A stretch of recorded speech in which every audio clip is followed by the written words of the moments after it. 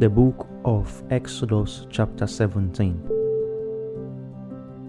The whole community of Israelites left the desert of Sin, traveling by stages as Yahweh ordered. They pitched camp at Rephidim, where there was no water for the people to drink. The people took issue with Moses for this and said, "Give us water to drink." Moses replied, "Why take issue with me? Why do you put Yahweh to the test?" But tormented by thirst, the people complained to Moses. "Why did you bring us out of Egypt?" they said, "only to make us, our children, and our livestock die of thirst." Moses appealed to Yahweh for help. "How am I to deal with these people?" he said. "Any moment now they will stone me." Yahweh then said to Moses, "Go on ahead of the people, taking some of the elders of Israel with you. In your hand take the staff with which you struck the river, and go. I shall be waiting for you there on the rock at Horeb. Strike the rock, and water will come out from the people to drink." This was what Moses did, with the elders of Israel looking on. He gave the place the names Massah and Meribah because of the Israelites' contentiousness and because they put Yahweh to the test by saying, "Is Yahweh with us or not?" The Amalekites then came and attacked Israel at Rephidim. Moses said to Joshua, "Pick some men and tomorrow morning go out and engage Amalek.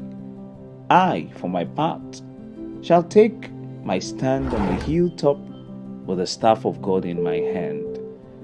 Joshua did as Moses had told him and went out to engage Amalek, while Moses, Aaron, and Hur went up to the top of the hill. As long as Moses kept his arms raised, Israel had the advantage.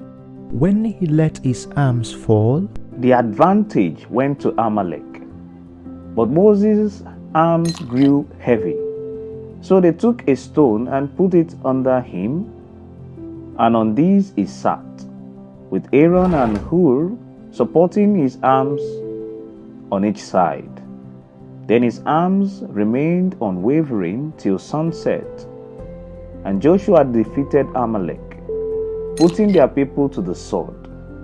Yahweh then said to Moses, "Write this down in a book to commemorate it, and repeat it over to Joshua, for I shall blot out all memory of Amalek under heaven."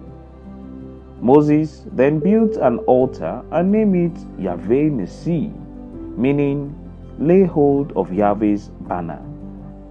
Yahweh will be at war with Amalek generation after generation.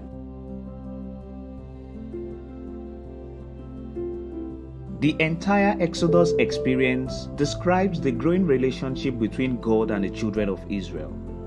God was forming a nation of people that will totally depend on and trust Him.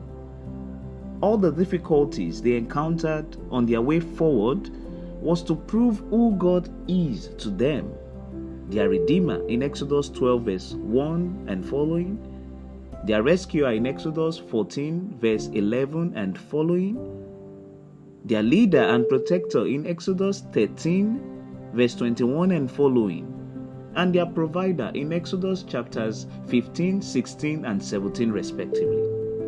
Still, it was never enough for the Israelites.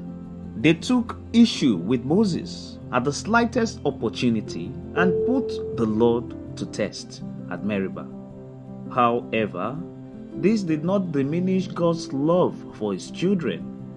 He led them against their enemy and granted them victory. Sometimes we are like the Israelites of old, ingrates who disregard God's benevolence and providence. Each time we sin, we too murmur against God. Living upright, therefore, is the only way to show that we appreciate and understand God's works of salvation in our lives.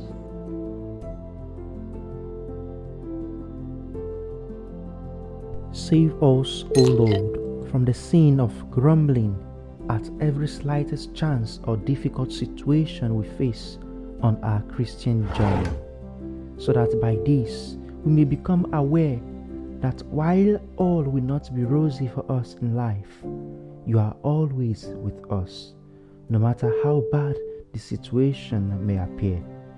For you are God who lives and reigns forever and ever. Amen.